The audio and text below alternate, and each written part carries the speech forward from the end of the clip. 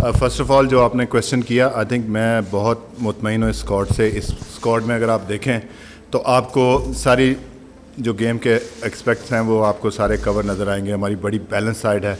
अगर आप देखें तो हमारे पास 2 ऑलराउंडर हैं, उसके साथ जो फास्ट बॉलिंग डिपार्टमेंट है वो भी बड़ा स्ट्रॉन्ग है। डेफिनेटली आमिर एंड इमाद के वापस आने से वो एक जो है हमें एज मिलता है कि हम उनको किसी भी वक्त यूज़ कर सकते हैं। And then the batting line up like I think best Pakistan की जो बैटिंग लाइन अप है इस वक्त जो बेस्ट अवेलेबल टैलेंट है वो आपको इसमें नज़र आएगा। जहाँ तक आपने बात की कि वाइस कैप्टनसी की, आई थिंक कि वाइस कैप्टनसी का डिसीजन जो है वो पीसीबी का डिसीजन है, उसमें मेरा कोई लेना देना नहीं है। आई थिंक वो PCB has a right to decide who is the vice captain. नहीं, जो आपका क्वेश्चन है कि जो हमारी वर्ल्ड कप की तैयारियां, जाहिर सी बात है वर्ल्ड कप से पहले हमारे जो है ना वो 12 मैचेस हैं इस वक्त जो पाकिस्तान के हैं, तो जाहिर सी बात है हम तैयारियां कर रहे हैं। अब जो टीम न्यूजीलैंड की आई है उनके जो अवेलेबल प्लेयर्स थे वो नहीं है, लेकिन this is a best talent, उनके जो फ्यूचर के ये प्लेयर्स हैं। और इसमें ये प्लेयर्स जो है ना, अगर आप इनका डेटा उठा के देखें, इनके स्टैट्स उठा के देखें, तो internationally yes you can say कि वो नए लोग हैं, लेकिन काफ़ी सारा एक्सपीरियंस है जो उनकी डोमेस्टिक क्रिकेट में। और न्यूजीलैंड में आपको जो पता है कि इस तरह नहीं है, उनके टैलेंट जो है ना वो बड़ा जल्दी आइडेंटिफाई हो जाता है। तो ये मौका उन प्लेयर्स के लिए भी होगा कि वो अगर यहाँ पे अच्छी परफॉर्मेंस करते हैं तो उनका भी नाम जो है वर्ल्ड कप के स्क्वाड में आ सकता है। इंजरी किसी को हो सकती है, तो आई थिंक कि कोई भी टीम T20 फॉर्मेट में मैं ये कहूँगा कि कोई भी टीम हल्की नहीं होती। आई थिंक कि न्यूजीलैंड का जो बेस्ट टैलेंट है वो यहाँ पे है, और हम इस चीज़ को नहीं देख रहे कि उन्होंने अक्सर मैं सुनता हूँ कि जी वो उनकी बी टीम है या क्या है। ये न्यूजीलैंड की टीम है और पाकिस्तान की टीम उनके खिलाफ मैच खेलेगी।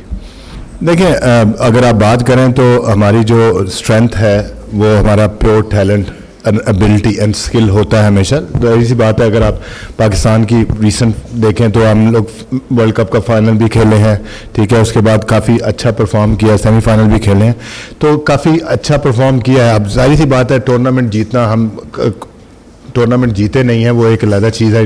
2009 के बाद या चैंपियंस ट्रॉफी के बाद बड़ा टूर्नामेंट जीते नहीं है, ये हमारे पास अपॉर्चुनिटी है। आई थिंक कि पाकिस्तान की टीम को आप किसी वक्त भी जो है ना, स्पेशली T20 फॉर्मेट में आप राइट ऑफ नहीं कर सकते। और स्पेशली जो हमारे पास इस वक्त इस स्क्वाड में डेप्थ और स्ट्रेंथ है उसको देखते हुए तो definitely yes there is improvement, always chance होता है कि इम्प्रूवमेंट करने का, जो जिस पे मैं काफ़ी दिनों से काम कर रहा हूँ कि क्या चीज़ें हैं, कहाँ हम लैग करते हैं, whether it's to do with batting और पावर हिटिंग लाइक और बॉलिंग में कहाँ हम लैग कर रहे हैं, उस सारी चीज़ों पे काम हो रहा है।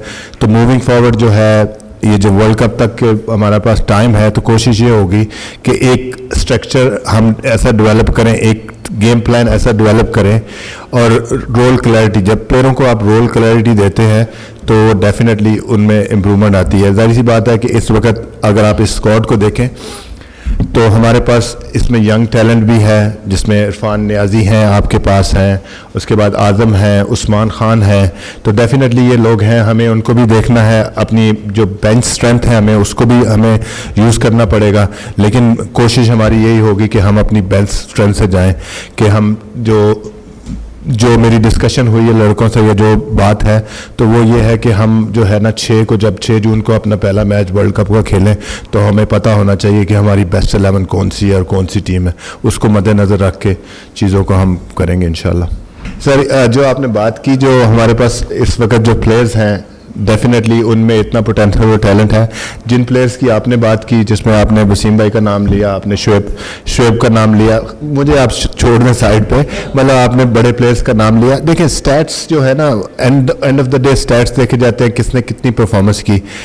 काफ़ी सारे प्लेयर्स हमारे पास आए, उसमें यह होता है कि हमारे पास टैलेंट इतना ज़्यादा है। जब अभी न्यूजीलैंड की बात हुई ना, टैलेंट आइडेंटिफाई हो गया, प्लेयर्स इतने ज़्यादा नहीं है तो उनको मौका मिल जाता है वो खेलें। हमारे यहाँ मुल्क में फास्ट बॉलिंग का टैलेंट देख लें, स्पिन का टैलेंट देख लें, तो टैलेंट इतना ज़्यादा है, और सम टाइम जो है ना हम उस टैलेंट के साथ जो है जस्टिस नहीं करते।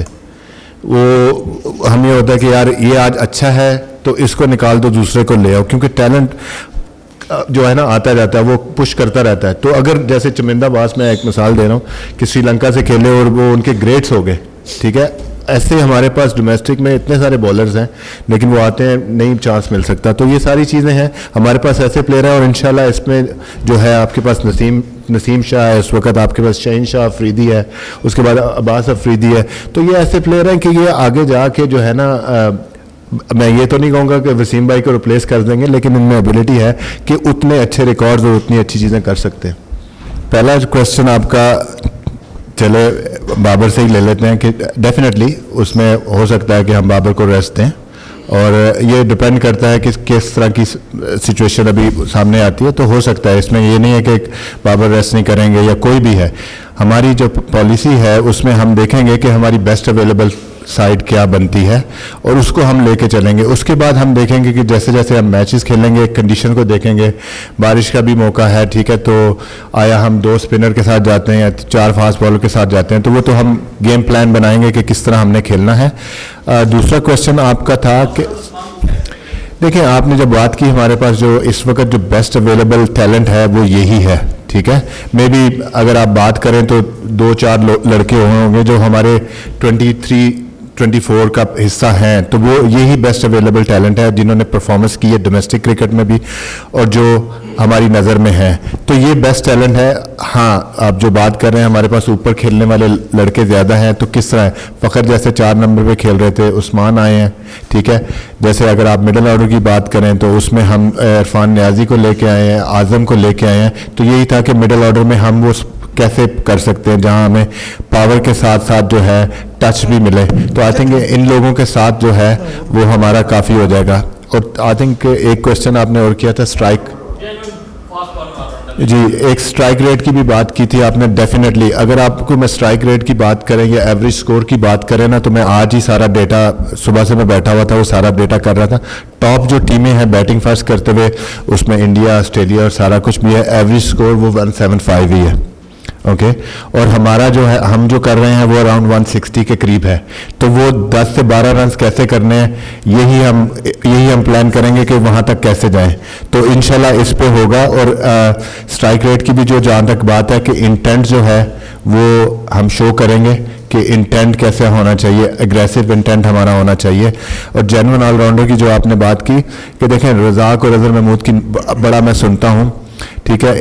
आमिर जमाल का नाम लिया, आई लव आमिर जमाल, और मैं पर्सनली उसको 1-2 दफ़ा मिला हूँ ऐसे, लेकिन जो मैंने उसको ऑस्ट्रेलिया में खेलते हुए देखा है, जो मैंने उसको PSL में खेलते हुए देखा है, I think he got phenomenal talent, ठीक है।